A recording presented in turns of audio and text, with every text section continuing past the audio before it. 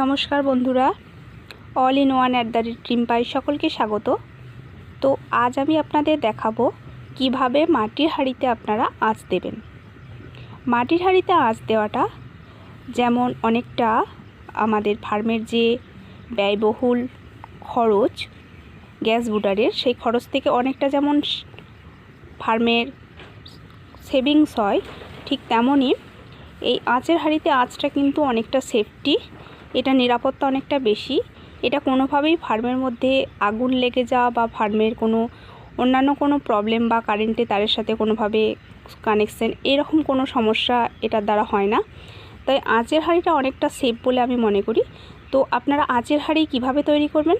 প্রথমত যে সমস্ত মাটির জলের কলসি বা হাঁড়ি পাওয়া যায় সেগুলোকে চার সাইড দিয়ে ভালোভাবে ছোট ছোট ছিদ্র যদি করে নিতে পারি, যদি কোথাও তৈরি করা আঁচের হাঁড়ি না পাওয়া যায়, সেক্ষেত্রে আমরা জলের যে পাওয়া বা জলের যে মাটির হাঁড়ি সেগুলোকে ভালোভাবে সাইড থেকে ছিদ্র করে নিলে যাতে আগুনটা বা তাপটা ভালোভাবে চারিদিকে ছড়িয়ে পড়ে ফার্মের মধ্যে, তার জন্য দেখুন ছিদ্র আছে ছোট ছোট। এইভাবে আপনারা দুটো লেয়ারে ছিদ্র করে নেবেন। সাইডের দিকে, তলার দিকে একটা আছে এবং মাঝের দিকে একটা আছে। চাইলে ওপরের দিকেও করতে পারেন, তবে খুব নিচের দিকে করবেন না ছিদ্রগুলো। নিচের দিকে করলে আগুনটা পড়তে পারে তুষের ওপর।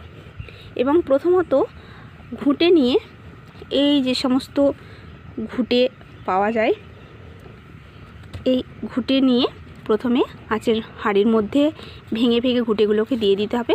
দিয়ে একটা লেয়ার তৈরি করতে হবে এবং তার মধ্যে কেরোসিন বা যে কোনো দাহ্য বস্তু দিয়ে আগুন ধরিয়ে দিতে হবে। এবং তারপর কিছু ঘুঁটে ভালোভাবে আগুনটা জ্বলে ওঠার পর কিছু ঘুঁটে এই আগুনের ওপর দিয়ে দিতে হবে, যাতে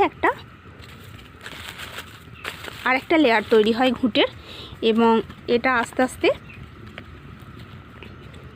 ঘুঁটেগুলো ভালোভাবে জ্বলে গিয়ে একটা আগুনের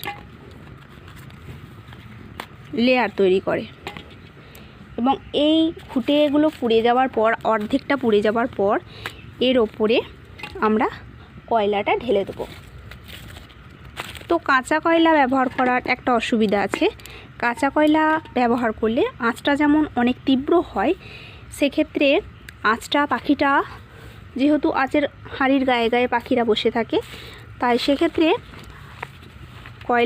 কাঁচা কয়লা দিলে কিন্তু পাখির পেটে জল জমা বা অ্যাসাইটিস হওয়ার সম্ভাবনাটা বেশি থাকে।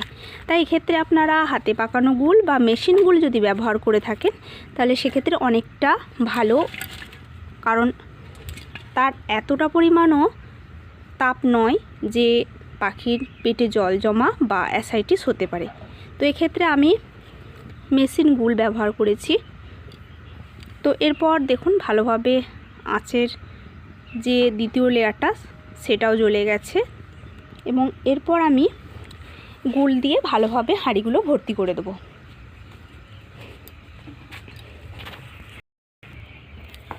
তো আপনাদের দেখাবো আমি, এটা হলো মেশিন গুল। তো মেশিন গুলটা পাখির পেটে জল জমা বা অ্যাসাইটিসের সম্ভাবনা মেশিন গুলটা দিয়ে আঁচ দিলে হয় না, কারণ মেশিন গুলটা খুব মিডিয়াম ফ্লেমে জ্বলে। এটা যে সমস্ত কয়লা আছে বা কাঁচা কয়লা বা পোড়া কয়লা, সেগুলো যেমন খুব বেশি পরিমাণে তাপ দেয়, এটা মিডিয়াম তাপ দেয়, যে কারণে পাখিও ঠিকঠাক থাকে, তার সাথে সাথে ফার্মের টেম্পারেচারও ঠিকঠাক মেনটেন্স হয়। বিশেষত প্রথমের দিকে গ্যাস বুটার ব্যবহার করলেও পরবর্তীকালে যখন পাখির বয়স বেড়ে যায়, তখন সেক্ষেত্রে দেখা যায় আঁচেরও প্রয়োজন হচ্ছে, অথচ পাখিটাকে যদি গ্যাস বুটার দেওয়া হয় সেক্ষেত্রে পাখিটা গ্যাস বুটারের কাছে থাকছে না, তাই বেকার ওটা গ্যাস বুটারের যে আঁচটা সেটা নষ্ট হচ্ছে। এবং গ্যাস বুটার দেওয়াটা অতিরিক্ত ব্যয়বহুল। অন্ততপক্ষে 10 থেকে 15 দিনের জন্য যদি গ্যাস বুটার ইউজ করি, তাহলে 2000-এর ফার্ম চাষ করতে প্রচুর, অন্ততপক্ষে 4 থেকে 5টা গ্যাস খরচা হয়ে যায়। সেক্ষেত্রে আমাদের খরচটা অনেক বেশি পড়ে যায়। তো এই কয়লাটা বা এই মেশিন গুলটা 11 টাকা কেজি হিসাবে আমাদের এখানে পাওয়া যায়।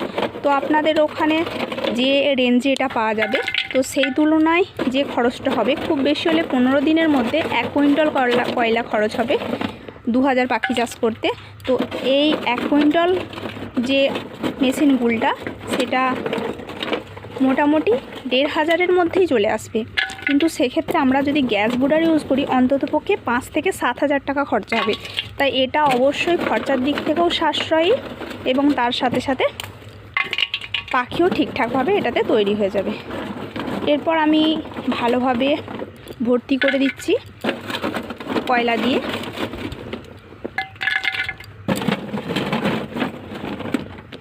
এবং মেশিন গুলটা দিয়ে ভালোভাবে ভর্তি করে দেওয়ার পর মাঝে মধ্যে যখন আঁচটা উঠে আসবে তখন আরেকবার ভালোভাবে ঝাঁকিয়ে নিয়ে হাঁড়িটার মাথাটা তারপর আবার পরিপূর্ণ করে দিতে হবে এই গুলটা দিয়ে।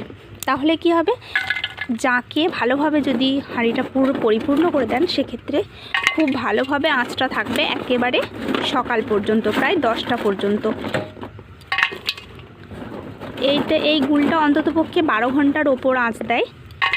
আর খুব মিডিয়াম ফ্লেমে এটা জ্বলে, যে কারণে পাখির